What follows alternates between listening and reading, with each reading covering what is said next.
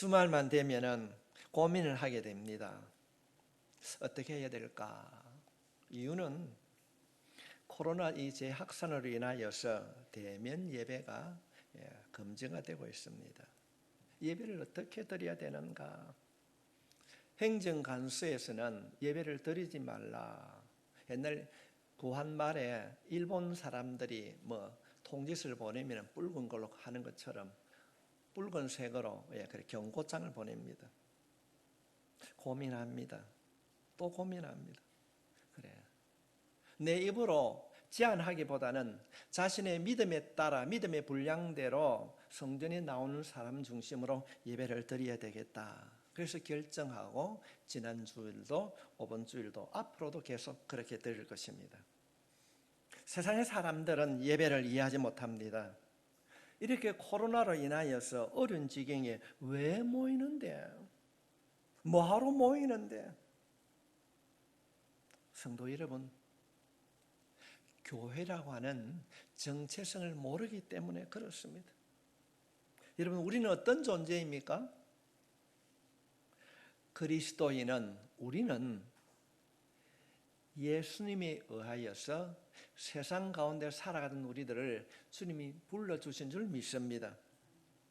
그리스도인이라고 하는 것은 또 다른 말로 하면 우리 흔히 성도라 이런 말을 합니다. 그리스도인이라고 하는 또 다른 말, 또 다른 별명이 바로 성도입니다. 하나님으로부터 우리가 부르심을 받는 줄 믿습니다. 여러 사람들 가운데에 쑥 뽑아서 너는 내 자녀야.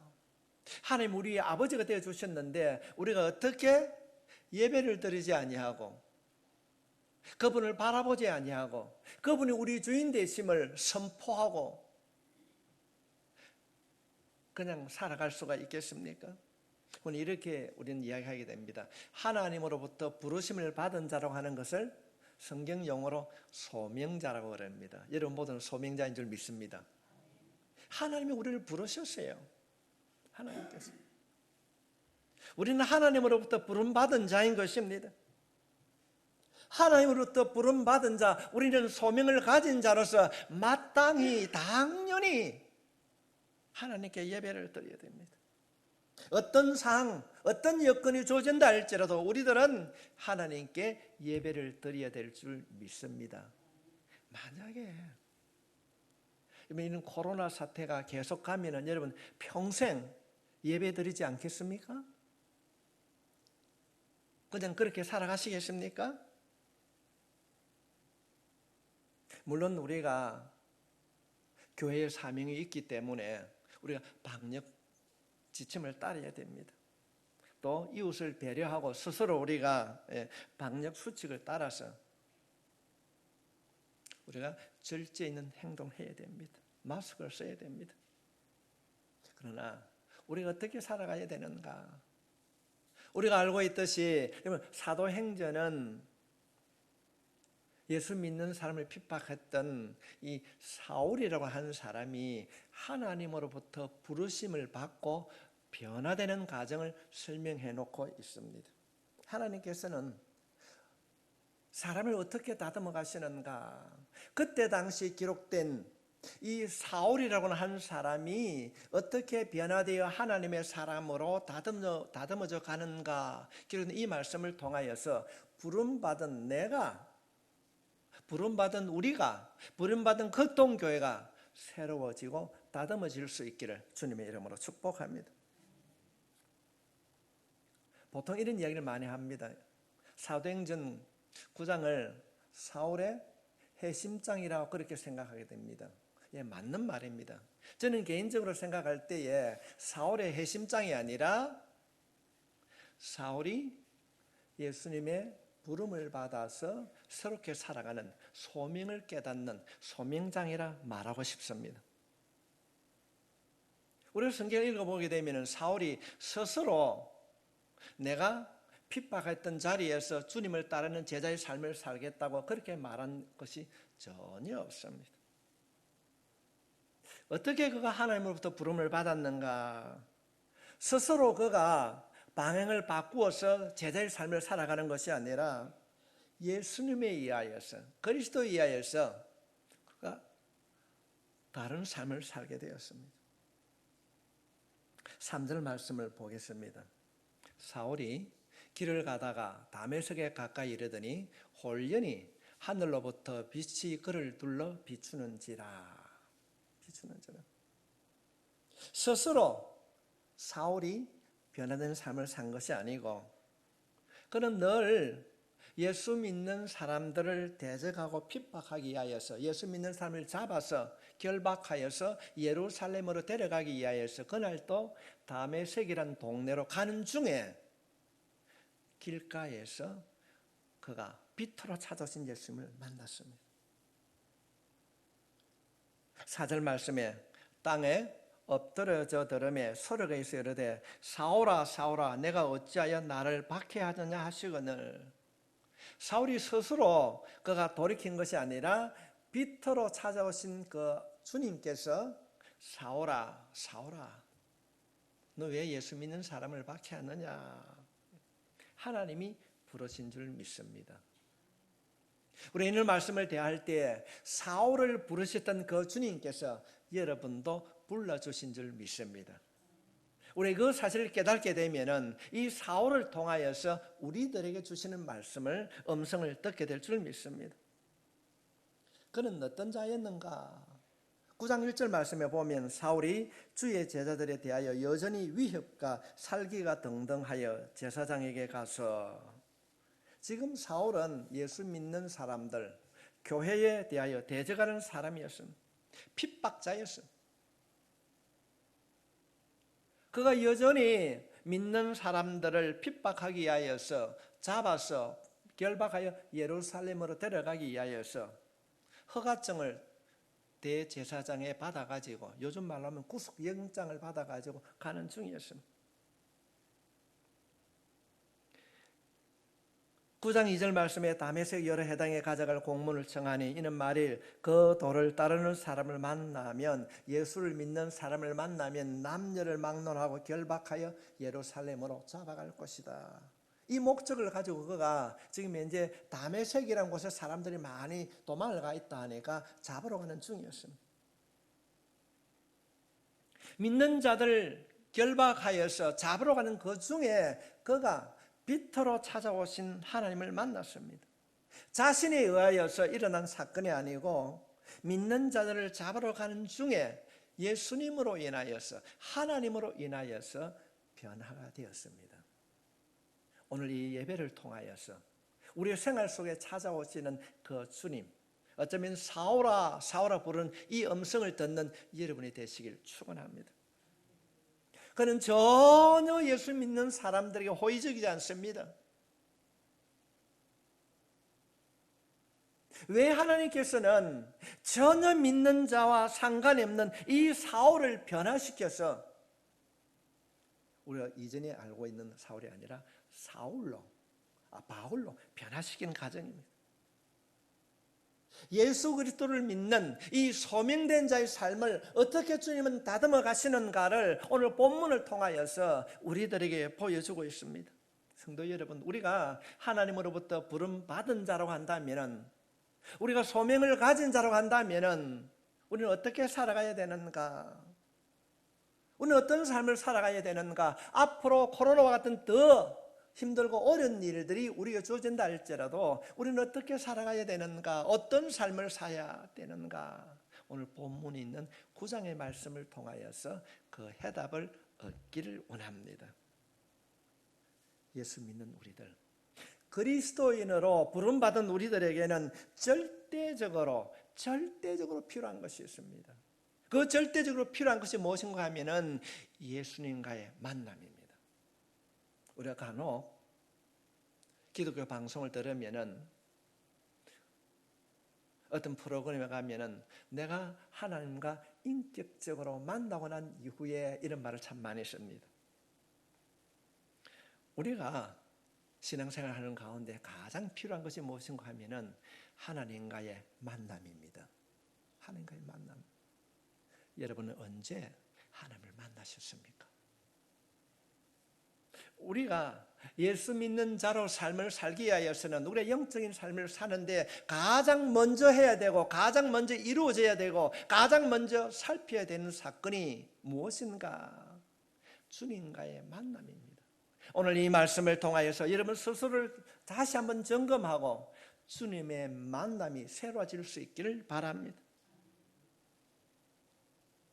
이 사울의 이 다메섹 체험, 그가 소명자로서 소명을 받은 자로 그 삶을 이루기 위하여서 가장 먼저 우리가 해야 할 일들이 무엇인가 하면은 하나님과의 만남이 있어야 된다는 것입니다. 3절 말씀에 보면은 사울이 길을 가다가 다메섹에 가까이 이르더니 홀연히 하늘로부터 빛이 그를 둘러 비추는지라. 예수님께서 찾아오셨습니다. 빛이 오셨습니다. 그 빛이 어떤 빛인가? 훗날 이제 사울이 바울로 변한 이후에 훗날 그가 이렇게 고백하고 있습니다. 사도행전 22장 6절 말씀에 보면은 가는 중 다메섹에 가까이 갔을 때 오정쯤 되어 홀연히 하늘로부터 큰 빛이 나를 둘러 비치매. 지금 다메섹으로 예수 믿는 사람 잡으러 가는 데에 하늘로부터 강한 빛이 자신에게 비추었다는 것입니다. 오정쯤 하면은 우리말로 하면은 12시 가장 해가 밝을 때입니다. 지금 이 말씀의 배경이 되는 곳은 중동 지역입니다. 가장 햇빛이 밝은 12시쯤에 그 햇빛보다 더 밝은 빛이 이 사울에게 비춰졌다는 것입니다. 사도행전 22장 6절에 있는 이 말씀은 후일 사울이 바울로 변화되어서 아그리빠 왕 앞에서 너 왜 예수를 그렇게 믿는데? 라고 했을 때 그가 변증하는 내용 가운데 하나인 것입니다. 왕위의 정오가 되어 길에서 보니 하늘로부터 해보다 더 밝은 빛이 나와 내 동행들을 떨려 비추는지라. 지금 사울을 비추고 있는 이 빛은 우리 흔히 말하는 이 태양빛이 아닙니다. 이 태양보다 훨씬 강하고 강력한 빛이 이 사울을 비추었다는 것입니다. 빛으로 찾아오신 그 주님, 오늘 이런 말씀을 대할 때에 이 말씀을 붙잡을 수 있기를 바랍니다. 하나님, 예수님과 전혀 관계없고 예수 믿는 사람 핍박했던 이 못된 사울에게 빛으로 찾아오셨듯이 주님, 나에게도 내 삶이 인격적으로 하나님의 만남의 변화가 일어날 수 있도록 빛으로 찾아오신 그 주님 만나기를 원합니다. 주님, 빛으로 찾아오셔서 사울아 부르셨던 그 음성 들려지길 원합니다. 우리도 이런 기도를 예수님의 이름으로 아버지께 올려드릴 때에 들으시는 하나님께서 우리를 다듬어 주실 줄 믿습니다. 그게 고백입니다. 4절 말씀에 땅에 엎드려 들으며 소리가 있어 이르되 사울아 사울아 내가 어찌하여 나를 박해하느냐 하시거늘 빛으로 찾아오신 주님으로 사울은 땅에 엎드려졌고. 며칠 전에 서울 검난교회 김홍도 목사님이 소천하셨는데 그분 집회에 갔을 때 제가 들은 내용입니다. 그분의 설교집 제목이 불기둥입니다. 하나님, 예수 안 믿고 못된 짓 많이 하는 사울에게도 찾아오셔서 사울아 사울아 부르시고 음성을 들려주셨듯이 주님, 내가 목회자로서 이 길을 걸어가길 원합니다. 하나님의 음성을 듣게 해주시옵소서. 듣게 해주시옵소서. 수없이 반복적으로 눈물 흘리며 기도할 때 성령님께서 자신에게 기름을 부어주셨다, 그렇게 고백하고 있었습니다. 주님, 우리의 기도도 그분의 기도가 아니라 우리 자신의 기도가 하나님 사울에게 들려주셨던 그 부르심의 기도가 주님 내 마음 안에 내 믿음 안에 들려지길 원합니다. 닫혀져 있던 내 마음의 문을 열어주시고 길을 열어주시고 나를 부르시는 그 음성을 듣는 주님, 그런 자가 되길 원합니다. 주님, 나를 변화시켜 주시옵소서. 이것이 우리의 기도가 되어질 때에 우리의 작은 신음에도 응답하시는 우리 하나님께서 여러분의 기도에 응답해 주실 줄 믿습니다. 빛으로 찾아오신 그 예수님을 만나고 그가 엎드렸습니다. 그때 거기에 들려오는 것이 사울아 사오라. 근데 그때 환경을 한번 보게 되면 7절 말씀입니다. 같이 가던 사람들은 소리만 듣고 아무도 보지 못하여 말을 못하고 서 있더라. 사울에게는, 여러 사람이 같이 가는데 사울에게는 햇빛보다 강한 빛이 보여졌지만은 같이 가는 사람들은 빛은 보지 못하고 음성만 들었다. 무엇을 얘기할까요? 사울을 부르는 그 소리는 객관적인 거예요. 그러면서도 눈에 보이는 햇빛보다 밝은 이 주님의 임재를 사울은 체험을 하고 있습니다. 여러 사람이 소리로 찾아오신 그 하나님을 들었지만은 사울은 자신의 몸에 비추는 그 빛을 개인적으로 보았다는 것입니다. 만남이 이루어졌다는 겁니다. 무엇을 말하고 있습니까? 소명자에게는, 우리가 부르심을 받는 그 삶을 살아가는 우리에게는 예수님과의 만남이 절대적으로 필요합니다. 주님을 만날 수 있기를 축원합니다. 예수님과의 만남이 없이는요, 예수님의 부르심을 받을 수가 없고, 만남이 없이는 참된 일꾼이 될 수가 없습니다. 그리스도인다운 삶을 살아갈 수가 없습니다. 개인적으로 만나야 됩니다. 어떤 분이 그런 얘기를 해서 부흥회 가보니까 그때 당시에는 남편들이 다 예수를 잘 안 믿었어요. 교회는 예수를 잘 믿는 여자들이 많으니까 남편을 니나 잘 믿어라. 니 가면 니 다리 잡고 내가 따라갈 거만. 성도 여러분, 개인적인 만남이 있어야 될 줄 믿습니다. 세상 사람들은 예수 믿는 사람이 예배를 드려야 되는가 알지를 못합니다. 여러분 모두에게 하나님을 만나는 이 만남의 체험이 있기를 바랍니다. 우리가 예수님과 만나면 세상도 알 수가 없습니다. 왜 그렇게 예배에 참석하고 왜 그렇게 예배에 목숨을 거는가? 우리가 성경을 통하여 그 해답을 얻게 되면은 성경에는 수많은 믿음의 선진들이 만남을 통하여서 소명자로 출발을 하게 됩니다. 모세는 떨기나무 가운데 불 붙는 그 불을 통하여서 소명자로 부름을 받게 됩니다. 그런가 하면은 하나님을 알지 못했던 그가 갈대와 우르에서 하나님의 음성을 들음으로 하나님의 사람으로 그가 사용되기도 합니다. 하나님의 부르심을 따라 우리가 성경 말씀을 살펴보면은 엘리야도 그렇습니다. 신약 성경에 보면은 많은 사람들이 그렇습니다. 우리가 잘 아는 처럼 키 작은 삭개오야 내려오너라. 그 음성을 듣는 순간 그는 하나님의 사람으로 삶을 살게 됩니다. 마태도 그랬고 누가도 그랬고 요한도 그렇습니다. 오늘 본문에 나오는 사울도 역시 마찬가지입니다. 만남의 형태는 다양합니다. 모세는 떨기나무 불꽃 가운데서 만났고 사울은 다메섹 길에서 만났습니다. 베드로는 갈릴리 해변에서 그물로 고기 잡다가 만납니다. 오늘 산 우리는 어쩌면 질병이라는 자리에서 하나님의 우리를 부르실 수도 있고 고통의 자리에서도 우리를 부르실 수 있습니다. 하나님은 우리의 일상 삶을 통하여서 우리를 부르시고 있음을 깨달을 수 있기를 바랍니다. 어떨 때는 특별한 상황이나 사건을 통하여서 우리를 부르기도 합니다. 문제는 우리를 부르시는 하나님과의 만남이 필요합니다. 하나님의 만남이 필요합니다.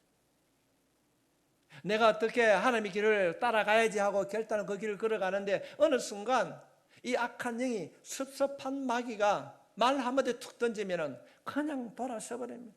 넘어집니다. 제가 목회를 하면서 갈등하는 부분이 바로 이런 부분입니다. 평소에 예수를 잘 믿습니다. 그렇게 교회 안에서 열심을 다하다가 어떤 사건이나 어떤 환경을 만나면은 하루아침에 그가 그렇게 열심히 했던 모든 것을 내려놓습니다. 과연 이 사람이 정말 예수 믿는 사람인가? 예수 믿는 사람이었는가? 신앙의 양심이 눈꽃만큼도 보이지 않을 때가 있어요. 이 공사를 하면서 여러 인물들 제가 만났지 않습니까? 목사님, 제가 서울의 어느 교회, 유명한 교회 제가 집사였습니다. 어느 교회 모였습니다. 내가 어떤 때, 내가 이전에는 청년 회장도 했거든요. 내가 군에서는 군종도 했거든요. 성도 여러분, 하나님의 만남이 없는 종교 생활은 얼마든지 할 수 있습니다. 열정적으로 교회를 봉사할 수 있습니다. 그러나 하나님과의 인격적인 만남이 없으면은, 정말로 하나님과의 만남이 없으면은 결정적인 순간에 믿음을 잃어버립니다. 열매가 없습니다. 신앙과는 상관이 없는 자리로 끝없이 추락하는 모습을 우리는 보게 됩니다. 생활에 여유가 있으면요, 예수 잘 믿는 척 할 수 있습니다. 교회 생활을 취미생활처럼 할 수 있습니다. 어려움이 없을 때는 물질로를 가지고 적당하게 헌금도 합니다. 헌신하며 봉사할 수 있습니다. 그러나 그 삶에 궁핍함이 찾아오게 되면은, 해결할 수 없는 문제가 어려움을 통하여서 주어지게 되면은, 하나님과의 만남, 인격적인 체험이 없는 사람은 잃어버립니다. 찾지를 않습니다. 넘어지지 않고 이겨낼 수 있는 길은 무엇인가? 하나님과의 만남이 있는 분은 때로는 부도가 나고 때로는 아픔이 있고 때로는 고통 온다 할지라도 끝까지 인내하게 될 줄 믿습니다. 남는 자의 믿음이 오늘 예배를 드리는 여러분의 믿음이 될 수 있기를 주님의 이름으로 축복합니다. 질병이 찾아오고 어렵고 힘든 일을 통하여서 아픔을 겪지만은 하나님을 떠나지 않습니다. 떠나지 않습니다. 부도가 나서 모든 것이 망해도 하나님과의 만남과 체험이 있는 사람은 끝까지 하나님을 바라보고 끝까지 하나님을 의지하게 됩니다. 소명자에게 믿는 자의 삶을 살아가는데 가장 필요한 것이 무엇인가? 첫 번째, 하나님과의 만남입니다. 혹여라도 여러분 가운데 주님과의 만남이 체험되지 않는다면 오늘 이 말씀을 통하여서 하나님과의 만남이 인격적으로 체험될 수 있기를 주님의 이름으로 축복합니다. 두 번째로, 우리가 소명을 가진 자로 어떻게 살아갈 것인가? 우리말로 하면은 하나님과 이야기를 해야 돼요. 좀 고상한 말로 하면 상임이 되겠지요. 교제입니다. 하나님과의 만남으로 인하여서 내가 부름받은 자의 삶을 확신한다면 하나님과의 교제가 계속되어야 됩니다. 8절 말씀에 보면은 사울이 땅에서 일어나 눈은 떴으나 아무것도 보지 못하고 사람의 손에 끌려 다메섹으로 들어가서 사흘 동안 보지도 못하고 먹지도 마시지도 아니하니라.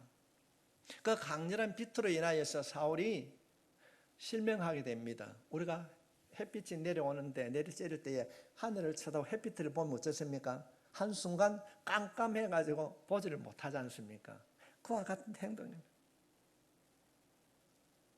사울이 찾아오신 그 빛으로 인하여서, 그 주님으로 인하여서 보지를 못하게 될 때에 사람의 손에 이끌려 가게 됩니다. 그가 사람의 손에 이끌려서, 아나니아의 손에 이끌려서 그가 3일 동안 먹지도 마시지도 아니했습니다. 행동의 주체가 누구입니까? 사울입니다. 우리가 9절 말씀에 보면은 사흘 동안 보지도 못하고 먹지도 마시지도 아니했다. 먹지도 마시지도 아니했다. 누가요? 사울이 그랬습니다. 그에게 예수님께서 아나니아를 보냅니다. 11절 말씀에 주께서 이르시되 일어나 직가라 하는 거리로 가서 유다의 집에서 다소 사람 사울이라 하는 사람을 찾으라. 그가 기도하는 중이니라. 사울이 빛으로 찾아오신 그 주님을 만난 사건이 첫 번째로 한다면 두 번째 사건은 뭔가 하면은 사울이 주님을 만나고 난 이후에 기도한 사건입니다. 그가 말씀에 보면은 사흘 동안 보지도 못하고 먹지도 마시지도 아니하니라. 먹지도 마시지도 아니했다. 왜? 우리말로 하면 금식하면서 기도했다는 것입니다. 그가 지금까지 살아오면서 가지고 있던 모든 세속적인 가치관을 다 내려놓았다는 겁니다. 욕심을 내려놓았다는 것입니다. 여러분, 우리가 세상을 살아가면서 가장 절제하기 힘든 것이 무엇입니까? 첫째는 성욕이요, 두 번째로는 식욕입니다. 여러분, 금식을 한번 해보십시오. 하루 3끼를 금식하려고 하면 얼마나 힘이 듭니까? 하루 3끼를 다 먹는 사람을 삼식이라 그렇게 말을 하더라고요. 여러분, 우리가 여름에는 국수를 즐겨 드시는데 국수를 드시는 데는 15분도 안 걸립니다. 후루룩 하면 끝나는데 하루를 갖다가 24시간을 금식 한번 해보십시오. 얼마나 길고 지루한지 모릅니다.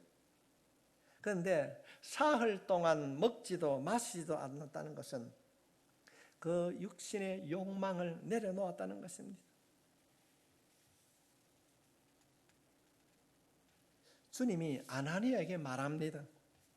그 직가란 동네에 가서 유다의 집에서 다소 사람 기도하는 사울을 찾으라. 그가 이전에는 예수 믿는 사람을 핍박하는 자였는데 이제는 그가 모든 것을 내려놓고 기도하고 있다는 것입니다. 옛 사람을 내려놓았다는 것입니다.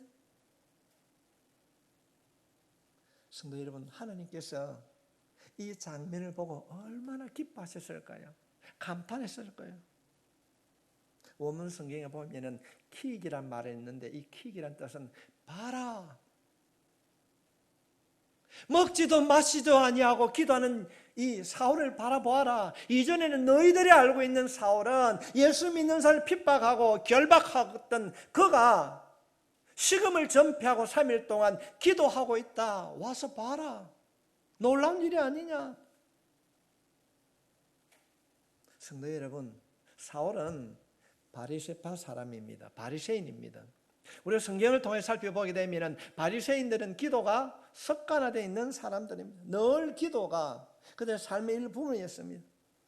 그런데 특별히 이 바리새파인 이 바리새인 이 사울이 기도하는 이 모습을 왜 주님이 감탄하고 있었을까요? 지금 사울이 우리들에게 보여주고 있는 이 내용은 흔히 말하는 종교 활동이 아니라 전혀 다른 모든 것을 내려놓고 금식하며 하나님과 직접적으로 뭐하고 있다고요? 이야기하고 있는 거예요. 이야기하고 하나님. 그래서 주님은 감탄하고 있는 거예요. 어떤 기도, 어떤 내용이었는가? 12절 말씀에 보면은 그가 아나니아라 하는 사람이 들어와서 자기에게 안수하여 다시 보게 하는 것을 보았느니라 하시거늘. 어떤 내용인가 하면은 자기가 기도하는 가운데 하나님께서 아나니아를 보내어서 기도함으로 내가 다시 보게 될 것, 눈을 뜨게 할 것을 그가 알았다는 겁니다. 기도하는 가운데. 성도 여러분, 주님과의 사귐, 주님과의 교제가 이루어지지 않는다면 예수 믿는 사람으로서 구원받는 자로서 삶을 살지 못합니다. 주님과 교제, 우리 흔히 주님과의 교제는 기도를 통해서 이루어지는데 기도가 없으면 종교 활동은 할 수 있지만은 하나님의 능력은 체험할 수가 없습니다. 기도해야 될 줄 믿습니다. 하나님과의 교제, 이 교제라기보다는 사귐이란 말은 하나님과 나와의 1대1의 관계를 말씀하고 있는 겁니다. 그가 기도할 때에 내가 앞을 보지 못하지 내가 아나니아라는 사람을 보내어서 안수함으로 네 눈을 회복시켜 주실 것이다. 어떻게 알게 되는가? 하나님과의 금식 기도, 교제를 통하여서 이 사울이 알게 됩니다. 주님과의 진정한 사귐이 없으면 신앙생활을 하는데도 내 열심, 내 지식, 내 욕망, 내 경험, 내가 좋아하는 것으로 선택을 하게 됩니다. 여러분, 교회가 왜 시끄럽습니까? 열심이 없는 사람, 초신자들 때문에 시끄럽지 않습니다. 열심은 가지고 있지만은 주님과의 이 사귐, 주님과의 일대일 교제가 없는 가운데에 자신의 열정, 자신의 욕망, 자신의 계상, 자신의 주장, 자신의 방법으로 말하기 때문에 교회가 시끄러워지는 거예요. 우리 교회는 주님이 주인 되는 교회가 될 수 있기를 바랍니다. 하나님과의 교제, 기도가 살아있는 교회, 구석구석마다 먼지를 떨어내는 것이 아니라 구석구석마다 주님 앞에 부러져 있는 기도의 함성이 가득한 하나님의 도구로 쓰임받는 극동교회가 될 수 있기를 바랍니다. 우리는 교회 만들어가야 됩니다. 주님과의 사귐이 없는 그런 목회, 인터넷을 통하여서 기가 막힌 예배를 만들고 쇼를 하고 할 수 있습니다. 그러나 그 결과에는 열매가 없습니다. 눈물이 없어요. 항상 그 마지막은 환난이요, 갈등이요, 실망입니다. 사랑하는 성도 여러분, 우리가 웅장하고 많은 성도는 아니라 할지라도 정말 내 심령 가운데 있는 그 예수님을 인하여서 여러분의 기도가 회복될 수 있기를 바랍니다. 하나님과의 만남이, 그 만남을 통하여서 하나님의 나라를 이 땅에 세우는 우리 모두가 되어야 될 줄 믿습니다. 한때는 그렇게 열정적으로 하나님의 일을 하다가 넘어지고 왜 낙심하는가? 왜 그렇게 교회 일을 열심히 하면서도 그 입술에 불평과 원망과 판단을 하게 되는가? 그의 삶 속에 기쁨과 즐거움, 감사가 없는가? 진정한 주님과의 사귐이 없기 때문에 그렇습니다. 진정한 주님과의 사귐, 주님과의 주고받는 기도가 없기 때문에 그렇습니다. 한 예를 들면은 무더운 여름에 남편이 직장일로 이런저런 일들에 조금 늦게 귀가하게 되었습니다. 기다리는 아내가 남편이 들어오면 뭐 하겠습니까? 여보 오늘 수고했지 하면 딱 끝입니다. 그런데 뭐라고 얘기하겠습니까? 뭐하다 이제 오노? 뭐 했노? 이러면은 남편의 뚜껑이 딱 열리는 거예요. 우리들이 교회를 섬기면서 나를 부르신 그 주님과의 사귐, 힘들어도 기쁨이 있고 감사가 있습니다. 이런 일들을 통하여서 하나님께서 나를 다듬는 손길이 무엇일까? 이 궁핍함을 통해 내가 엎드린다면 어떤 영적인 유익을 하나님께서 채워주실 것인가? 이것이 우리의 입술을 통하여서 주님 앞에 고백되어질 때에 우리의 작은 신음에도 응답해 주신 그 하나님, 그 하나님의 손길이 여러분의 삶 속에 평강으로 가득 채워주실 줄 믿습니다. 사귐이 없는 신앙생활은 항상 자신을 드러내려고 해요. 진정한 주님과의 사귐이 없는 신앙생활은 말을 많이 하게 됩니다. 그러므로 부름을 받은 소명자에게 절대적으로 필요한 것은 예수님이 우리의 구주이심을 믿고 그분과 나누는 사귐, 이 대화, 기도가 필요합니다. 이 시대를 살아가면서 주님과의 사귐을 놓치지 않기를 바랍니다. 많은 경우에 어떤 상황이 부닥치게 되면 그 상황 때문에 염려한다고 그 문제를 계속적으로 생각하다가 한숨 짓고 탄식하다가 주님과의 사귐의 관계를 놓쳐버리는 경우가 있습니다. 성도 여러분, 어떠한 환경이 우리에 주어진다 할지라도 하나님과의 이 사귐의 관계를 놓치지 않고 여러분의 입술로 하나님 앞에 교제하는, 기도하는 사귐이 있기를 바랍니다. 사귐이 없는 자의 대표적인 것이 뭡니까? 바쁩니다. 목사님, 제가 오늘 바쁘거든요. 주변 사람들에게 짜증을 자주 냅니다. 불편을 나타냅니다. 문제는 자신에게 있는 겁니다. 하나님과의 사귐이 단절되어 가는 것입니다. 그래서 위로받을 곳이 없는 것입니다. 하나님의 능력을 받은 길이 막혀 있는 것입니다. 문제 해결을 영적으로 가장 완벽하게 해결할 수 있는 통로가 막혀 있다는 것입니다. 우리 모두가 하나님과 깊은 사귐의 관계를 가지는 소명자로 거듭날 수 있기를 바랍니다. 세 번째로 하나님께서는 우리가 어떤 삶을 살아가야 되는가, 소명자에게 가장 필요한 것 세 번째 무엇인가? 자신을 발견하는 거예요. 자신을 발견하는 것입니다. 하나님께서 아나니아를 통하여서 감겨 있는 이 사울의 눈을 뜨게 해줍니다.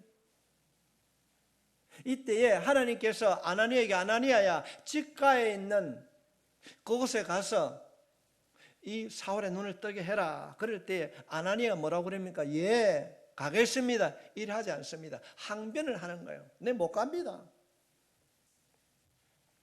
이 사람이, 이 사울이 예수 믿는 우리 동료들을 얼마나 나쁜 짓을 많이 했는지 압니까? 왜 그 눈을 뜨게 해주려고 합니까? 항변을 해요. 갈 수 없습니다. 얼마나 나쁜 놈이에요. 못됐어요.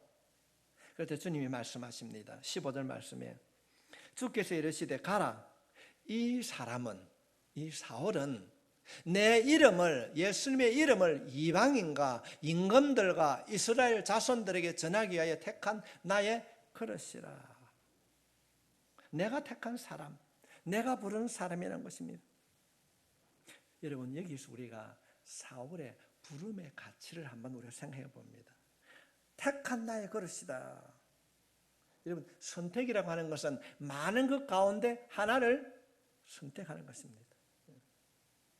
이것을 뒤집어 우리가 생각하게 되면은 하나를 선택하기 위해서 다른 모든 것들을 포기했다는 것입니다. 이것이 선택의 가치입니다.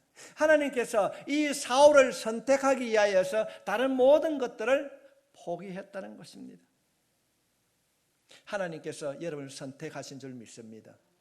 그냥 아무런 목적도 없이 부르지 않습니다. 사울을 부르신 이유가 이방인과 임금들과 이스라엘 많은 자손들 위하여 내가 택한 그릇이다. 이 사실을 깨달아야 우리가 하나님께서 부르신 목적을 따라 살아갈 수가 있습니다. 하나님께서 왜 나를 선택하셨는가? 하나님께서 왜 내 남편을, 하나님께서 왜 내 아내를 선택해 하셨는가? 여러분, 어떤 회사의 경영자가 사원을 모집합니다. 많은 사람들 가운데에 한 사람을 선택합니다. 그런데 여러 사람들 가운데 경영자가 한 사람을 선택했는데 이 선택받은 사원이 자신이 해야 할 일을 모르는 거예요. 뭐가 뭔지 모릅니다. 그러면은 결국은 회사에서 쫓겨나게 됩니다. 퇴사하게 됩니다. 하나님에 의하여서 많은 사람들 가운데 우리가 사명자로 선택을 받은 줄 믿습니다.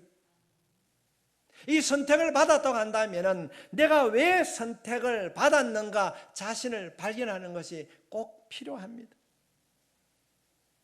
왜 예수님께서는 멀쩡한 사람 눈을 멀게 하고 그 빛을 통해서 실명하게 만들고 그리고 또다시 아나니아는 사람을 보내어서 눈을 뜨게 만드는가? 왜 그렇게 하는가? 이런 의미로 말씀을 생각하게 되면 복잡합니다. 실명시키지 않고 그냥 능력 말해서 하나님께서 네 그러면 안 된다. 이제 내 하는 말대로 따라오너라. 이러면 될 수도 있는데 왜 실명을 시키고 이런 복잡한 과정을 거치는가? 17절로 18절에 있는 말씀입니다. 아나니아가 떠나 그 집에 들어가서 그에게 안수하여 이르되 형제 사울아 주 곧 내가 오는 길에서 나타나셨던 예수께서 나를 보내어 너로 다시 보게 하시고 성령으로 충만하게 하신다 하니 즉시 사울의 눈에서 비늘 같은 것이 벗어져 다시 보게 된지라 일어나 세례를 받고. 지금 아나니아가 사울에게 안수하면서 하는 이야기입니다. 예수님이 너를 다시 보게 하신다. 내가 기도함으로 내가 다시 보게 한다는 겁니다. 여기서 본다는 말은 헬라 말로 아나폴레포라는 말인데 이 아나라고 하는 말은 다시, again, 다시를 말하는 것입니다. 이 아나라는 말에는 다시 위를 보게 한다는 뜻입니다. 위를 보게 한다는 것입니다. 성경에는 사울의 눈에 비늘 같은 것이 벗어져 이라는데 이 여기서 말하는 비늘이라고 하는 것은 우리 피부의 각질 같은 것입니다. 그 이전에 사울은 땅에 있는 것들은 아주 정확하고 명확하게 바라보았습니다. 그러나 위의 것을 볼 수 없었습니다. 그런데 아나니아가 안수하게 되므로 그의 눈에 각질이 비늘이 벗어지게 되므로 세상을 바라볼 뿐 아니라 위에 계신 하나님을 바라보게 되었다는 겁니다. 두 번째 기도 포커스입니다. 하나님, 사울에게 눈에 비늘이 벗겨짐으로 하나님을 바라보았던 것처럼 주님, 내가 이 땅에 살아가는 날 동안 기도할 때에 하나님, 내 눈에 세속의 가치관이라고 하는 이 비늘이 벗어지고 영적인 삶을 살아갈 수 있도록 하나님의 음성을 듣고 하나님을 바라볼 수 있도록 주님, 내 눈을 다듬어 주시옵소서. 내 눈에 잘못된 비늘이 벗겨지길 원합니다. 이럴 때 하나님께서 위를 바라보게 될 줄 믿습니다. 18절 말씀에 즉시 사울의 눈에서 비늘 같은 것이 벗어져 다시 보게 된지라 일어나 세례를 받고, 여기서 중요한 건 즉시 기도할 때 우리가 기도하면은 하나님께서 응답해 주실 줄 믿습니다. 하나님, 아나니아가 기도할 때에 사울의 눈에 비늘이 벗겨졌던 것처럼 예수 그리스도 이름으로 기도할 때에 주여 내 영안을 열어 주시옵소서. 때로는 우리 가정에 어려움이 있을 때 주의 이름으로 우리가 간구할 때에, 기도할 때에 주여 이 문제를 속히 해결해 주시옵소서. 내 몸 안에 있는 어떤 질병도 근심도 걱정도 기도할 때에 하나님 해결해 주시옵소서. 우리가 이 말씀을 붙잡고 기도할 수 있기를 바랍니다. 비늘 같은 것이 벗어지자 보게 된지라 일어나 뭐 하고요? 세례를 받았다. 이면 사울의 입장을 생각하면은 그 전에 그가 주님을 만나기 이전에 세례를 받는 사람은 사울이 죽일 사람입니다. 원수입니다. 그러나 그가 안수를 받고 다시 보게 되었을 때에 그가 도리어 세례를 받게 됩니다. 적시로 각 해당에서 예수가 하나님의 아들이심을 전파하니라. 그는 지금까지 바리새인으로 살면서 하나님의 아들임을, 예수님이 우리 하나님의 아들임을, 우리 주인임을 부정했습니다. 그래서 예수 믿는 사람을 박해하고 예수님을 따르는 사람을 역적으로 여기고 이들을 체포하고 고문하는 데 앞장섰던 사람이 사울이었습니다. 그러나 그가 눈이 다시 보게 되었을 때, 위를 보게 되므로, 하늘을 보게 되므로 예수가 하나님의 아들임을 해당에 들어가서 사람들에게 전하게 되었습니다. 예수 전하는 여러분 되시길 바랍니다. 내 눈에 비늘이 벗겨지지 아니하면 예수 전할 수가 없습니다. 복음을 전하려고 하는데, 전도하려고 하는데 망설임이 있습니까? 전도하기 전에 먼저 기도하십시오. 하나님, 내 눈에 끝불을 벗겨 주십시오. 그럴 때에 주의 능력이 내 가운데 임하게 될 때에 전도하게 될 줄로 믿습니다. 하나님의 부름을 받은 그리스도인에게 절대적으로 필요한 것이 눈이 열려야 됩니다. 내가 무엇을 해야 하는지 자신을 발견하는 것입니다. 나를 부르신 하나님을 보는 것입니다. 이 발견이 오늘을 살아가는 우리들에게 필요합니다. 예수를 믿으면서도 여전히 그 비늘로 인하여서 주님을 바라보지 못하는 자들 얼마나 많은지 모릅니다. 그래서 그의 기도와 그의 신앙생활이 자신의 야망이요 육신의 욕심을 이루는 것에 전부인 사람들이 있습니다. 저는 개인적으로 그런 생각을 가지게 됩니다. 목회자의 눈에, 직분자의 눈에 비늘이 벗어지지 못하면 목회가 자신의 생계 수단이 되는 거예요. 사례를 좀 안 주는가? 여름 휴가비는 더 안 주는가? 교인들은 왜 나에게 이렇게 대하는가? 교회 직분자들의 눈에 비늘이 벗겨지지 아니하면 그것이 하나님을 바라보는 것이 아니라 자기에게 맡겨진 사명을 깨닫는 것이 아니라 교만하는 거예요. 남을 쉽게 판단하는 거예요. 직분이 자랑이 되고 판단의 자리에 서게 되는 것입니다. 성도 여러분, 소명자에게 절대적으로 필요한 것이 자신의 사명을 발견하는 것입니다. 우리 모두는 하나님으로부터 부르심을 받은 소명자입니다. 깨달으시길 바랍니다. 우리 모두가 자신의 사명을 발견함으로 예수가 하나님의 아들임을 세상에 선포하고 전하는 하나님의 도구로 살아갈 수 있기를 주의 이름으로 축복합니다.